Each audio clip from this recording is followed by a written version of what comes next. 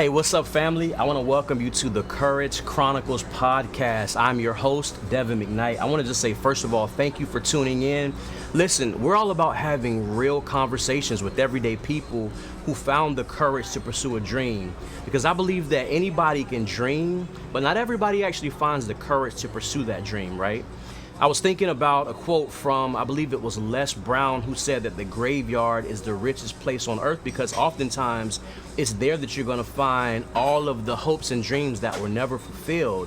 You know, think about the books that were never written and the songs that were never produced and maybe the cure that was never found, right?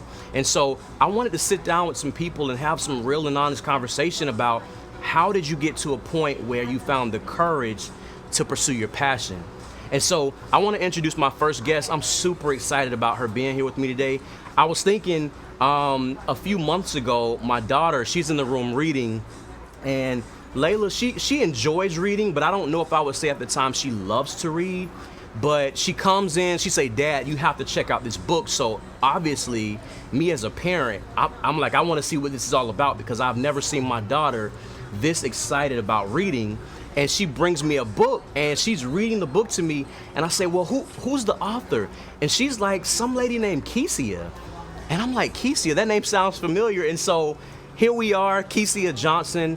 I want to just say, first of all, thank you for joining. I'm super excited that you're here. I want to welcome you to the podcast. And can you maybe tell me a little bit about what you're doing with your book series? Okay, so I am first, I feel called to children as an educator, encourager, coach, and it really was a journey to me becoming an author, and this is my way of having conversations with children that I always wanted to have, but maybe I didn't have time at school or I couldn't, and so I was also a librarian for a while, and now I'm an author because it's given me a voice and a different avenue of communication with the children. That's awesome. That's awesome. Well, listen, I want to go back to the beginning. I want you to take me back. So let's talk about your childhood. Let's talk about when you were coming up. Like, what was it like for you in terms of just were you always a creative or were you always writing? Like, what was that like for you as a kid? Well, when I was growing up, I didn't think I was creative. I was in gifted classes in elementary school, and my mom actually just told me this summer that one of my IEP goals was that I would, an individual education plan goal, was that I would creatively write. And I just said that I never thought that I had an imagination. And so even growing up, I really wasn't a dreamer. I was taught to work hard and to be faithful at what I did. And so, if I was playing a sport or if I was in a club or anything I was doing at school, my parents encouraged me to work hard and they encouraged me to be faithful. And so I wouldn't have said that I was a dreamer back then. Got you. So with that, when did you know that you wanted to be a writer? When did that start to come into your life? So writing was always there as something that I did, but how I thought about what I was good at writing changed. Okay. So when I was in kindergarten, I wrote a sentence for the school newspaper, and it was probably about a red truck or something. And that just kind of continued. I would write for school, if I had to write.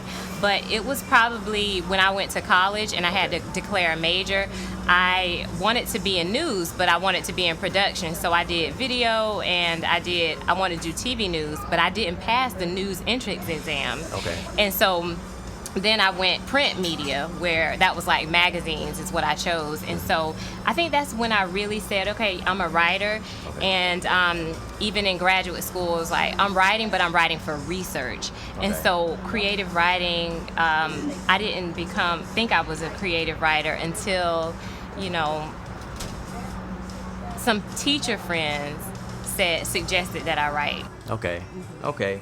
So you come out of college and you're working. Now, how did you, find the courage to launch into this space, right? Because it's one thing to dream and have a vision for your life, but to me it's something totally different to find the courage to say, you know what, I'm going to actually put something on paper, put a plan together and actually implement. So How do you, I mean, obviously you say you had a teacher friend that kind of helped speak that into your life, but how did you find the courage to actually launch? Um, so really, everything was almost like a calling. I had to feel like, almost like, you know what, if I don't do this, I'm going to miss out somehow on some part of who I am, Okay. or some part of like my purpose for being here in life. So the teachers were like, okay, we'll meet up with you for coffee. And they were like, they're master teachers, and one of them is an author himself. And so they would volunteer their time in the beginning just to meet up with me and talk about my characters. And then I kind of just felt more and more compelled. And I actually feel called to children, so I never thought I was an author. I just said I'm called to children. So that was teaching, coaching, and actually I was at this point in my career where I was kind of burnt out almost. I was coaching and in school for my teaching certification and teaching, and I went to this, one of my friends invited me to what is called like a soaking prayer thing. You just go and you just be. And I was there, and after that, they would offer to pray for you. Okay. And so this woman that I'd never met before, didn't know, she told me, she was like, you have several books to write, and you need to go start writing them. And I was like, really? She was like, yeah. And You had never met her before? I had never met her before. Wow. This is like 2000, maybe 16. I was just a burnout teacher and a coach. And then I had these friends who were saying, you need to write, and we'll talk to you about it, and we'll teach you what we know about character development, plot structure. And so I just felt really compelled. And then it was just in 2020, I was at another point where I was just kind of tired, and I actually just took a year off of work, a year and a half off of work, because I felt like if I didn't give it the attention that I needed, Right. then I would never do it. So it was more of like I don't want to miss out Yeah. I got you. on what I could be. That gave me the courage. Like I feel like God has a purpose, and I didn't want to leave here before I, explored what that was about. Yeah, no, that's good. You talked about the people that were in your life that kind of helped push you. Can you kind of speak to this idea of the importance of having the right circle, the right people around you? Because I'm one of those people that I think that especially when you start talking about creatives, like dreamers and entrepreneurs, you can't have everybody in your circle, because everybody may not understand your purpose. And we were talking off camera and just about how sometimes people just don't want to see you fulfill your purpose because they may be afraid of fulfilling their own, or they haven't found theirs, or they're comfortable. And so talk to me about the importance of the right circle around you as you're pursuing passion. Yeah, so, I really believe that if you want to fulfill your purpose, it all comes together if you're open. Because the people that I needed around me were just coming into my life and just offering encouragement and telling me, you can do it, we can help. And a lot of them weren't my closest friends. Wow. So they would be colleagues or people that I just saw at, work, and they would say something to me and offer to spend time with me, and I had to make a choice to pull away from what I was the people that I was comfortable with on my normal routine, in order to open up space for them. And so I feel like if you're open to new people coming in, you'll get what you need. And another thing is just there are sometimes when you have relationships or friendships that the season might just be up. There's nothing wrong with the person, but I had to put in more time writing. And so that meant, if I was a coach and a teacher, and if I wasn't lesson planning and grading or at a track meet, I might not have had as much time to spend with certain friends. And so really sometimes relationships just have to, run their course so that you can allow the new people or the new activity to have the attention and the time that it needs. Yeah, no, that's good. Yeah, and some people are not going to be open to seeing you in a new way, and it's not that they're being selfish. It's just they're used to you being there for them, Gotcha. you know, and they're used to you as you always are. And I didn't see myself as a writer, so how could I expect other people to? It was very new to me. Yeah. So you really have to kind of own it before you can expect anybody else to support you. That's dope. No, that's so true. You were talking earlier about the burnout, that 9-to-5 burnout, and so talk to me about what are some practical things that you're doing presently to like overcome that, because I get it, the struggles of you work a 9-to-5 and then you have all this ambition and this passion that you want to chase after, but it's like sometimes depending on the job that you're in, it can be so mentally draining until you're like, I don't really have the mental capacity for anything else. So talk to me a little bit about, you know, overcoming that burnout and saying, you know what, I'm gonna push past what I feel like doing and actually do what I know I need to do. Yeah, so, you know, for me, I just had to make a commitment because I have been to the point of almost, I feel like I was stretched and I was doing everything I was supposed to do, but I just had to be very efficient with my time. Okay. So, you know, there was a time when I stopped working out, but working out, eating healthy was huge for me because sometimes I wasn't getting enough sleep. So eating healthy, drinking enough water, working out, leaning into grace. Like, I just believe that God just is not there saying, you know what, you're not good. But I know that if I added being a writer to being a teacher and to being a coach and to everything else I was doing, you know what, I'm not going to be 100% all the time, and that's okay. And knowing when I needed to focus on my lesson planning and my grading. Yeah. And I made appointments for my writing. And then I scheduled my writing in, and it was just like a doctor's appointment or just like anything else. If I'm going to write at 3 a.m., I'm going to get up and write at 3 or 4. If I'm going to write at 11:20 on Saturdays, that's an appointment. 5 o'clock p.m. when I got off of work. Even if I didn't do my best, I showed up. So you're saying that you made appointments with yourself for your passion? Yes. Wow. And that kind of helped because some of the burnout comes from you feeling like you have to be 100% at everything. Yeah. Sometimes you just have to show up and you have to try. And then there are seasons where I took something off of my plate and I said, you know what, I cannot do this. And so that was that 1.5 years of me saying, you know what, I'm not going to teach and I'm going to focus on writing. Or, you know, and there's so many times that I eat on the go and I just laugh because I like a neat life that I can control. I got you. Compartmentalized, and this is neat and I can control it and it's all organized, but I eat on the go so much. I've wasted so many smoothies in the car. I say I'm just gonna put more food on my plate because I know when I get in the car and I'm eating, I'm gonna waste half of it. And so just on the way to practice, changing my clothes and just being prepared, it's just like I just had to say, you know what, it's gonna look messy, it's gonna be raggedy. I can have a nice, neat life and it can be small, and you know, but if I want a big life, if I really want to see what God has for me, then I got to understand that, you know what, sometimes the wheel's gonna fall off and it's okay. And sometimes it's okay for me to draw away from everything. So I think change and allowing yourself to not feel pressure to be everything at all times. Yeah. So I kind of got a follow-up question to that. You were talking about pushing past things being a certain way. I think a lot of times we take the easy way out in life in general, right? Like I was telling you off camera that one of my favorite quotes from Denzel Washington is he says that ease is the biggest hindrance to success or progress. And I was thinking about how we oftentimes will settle for a convenient, easy life as opposed to pushing past and pursuing the life that we were destined for, right? Why do you think that is?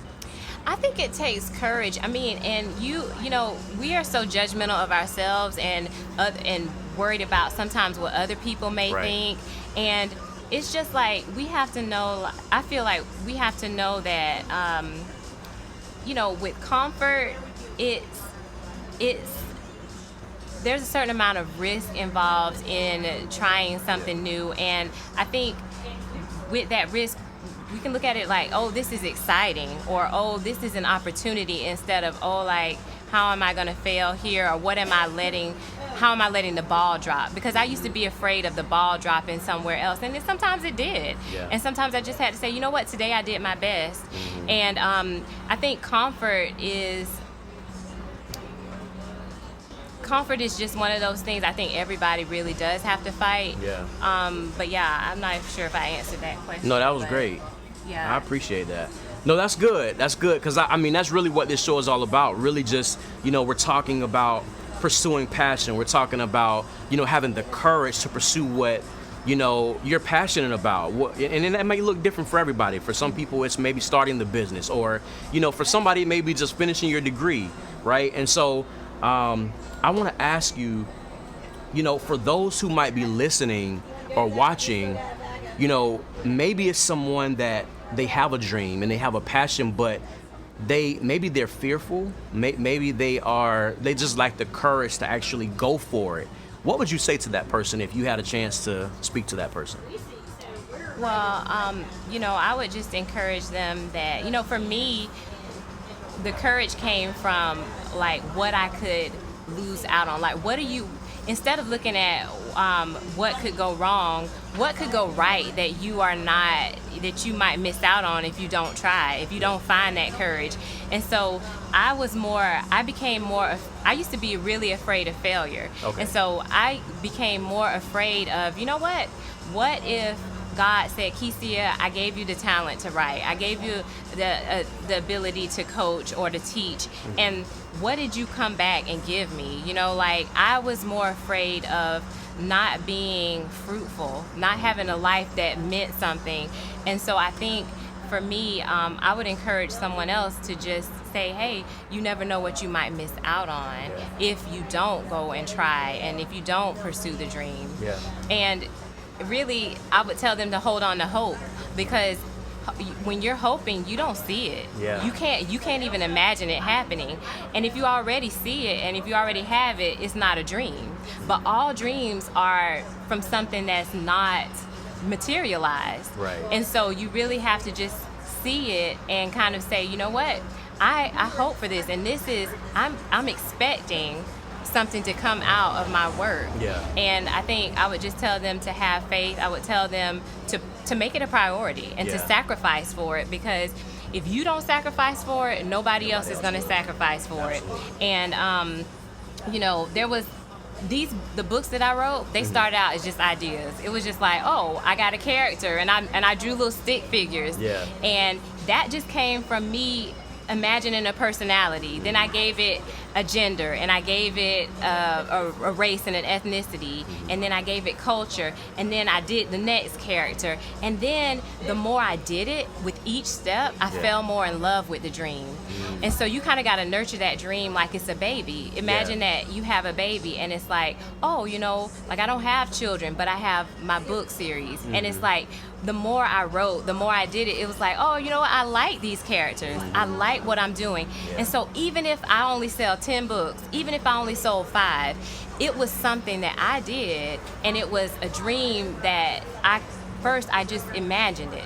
And so I've just encouraged them to fall in love with it, to take steps and invest time, energy, effort, and money in it, and then to enjoy it, to enjoy the journey, not worrying about what other people say about it, and not being too hard on themselves, because I believe that God delights when we just started in the beginning. He delights to see the work start. And so that's what I told myself. You know what? God is delighting in me just starting my dream, so that's what I'm going to do. I'm going to enjoy it.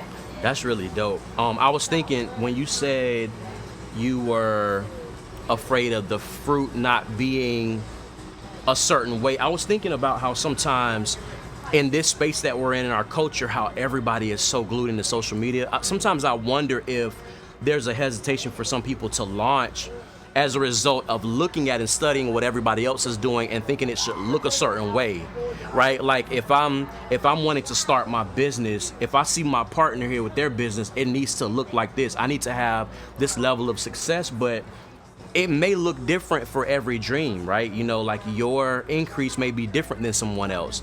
And so can you maybe speak to, and I know I'm kind of off the record right now, but can you maybe speak to the importance of like really leaning into what the vision that you have for your own life rather than maybe being so locked into social media and what's going on around you, and how that can hinder your perspective about your dream, and it can actually kind of stunt the growth before it even gets off the ground? That's such a good question because, when I published my first book in 2020, I felt the pressure to be like, you know what? I'm going to promote this book. I'm going to do all of these things. Yeah. And, really, I didn't realize it, but God had a book series. And so I was like, oh, I did one book. Now I got to be on Instagram. I got to be on Facebook. I got to start a YouTube channel. And there is pressure to put it out there and to be kind of in the mix with everybody else. Yeah. But, after a while, I realized, you know what? I got other books to write in this series, and I want to do a curriculum. And so I really pulled back from social media for a while because I felt like, now I've written all of the books. Now I've written the curriculum. Now it's time for me to promote it. I think you can prematurely put pressure on your dream by looking at what everybody else is doing. And so I think drawing back from social media is good sometimes. And just really looking at the timeline of your dream and saying, okay, am I just publishing one book, or am I just going after one goal, or how long do I think this might take? Right. Because if it's a dream that's going to take some years or some time, then you got to know how to pace yourself. It's like a race. And so for me, I knew that this was going to be something that was took a lot longer than what I thought when I first got into it. Yeah. And so I pulled away, and it took some of the pressure off of me.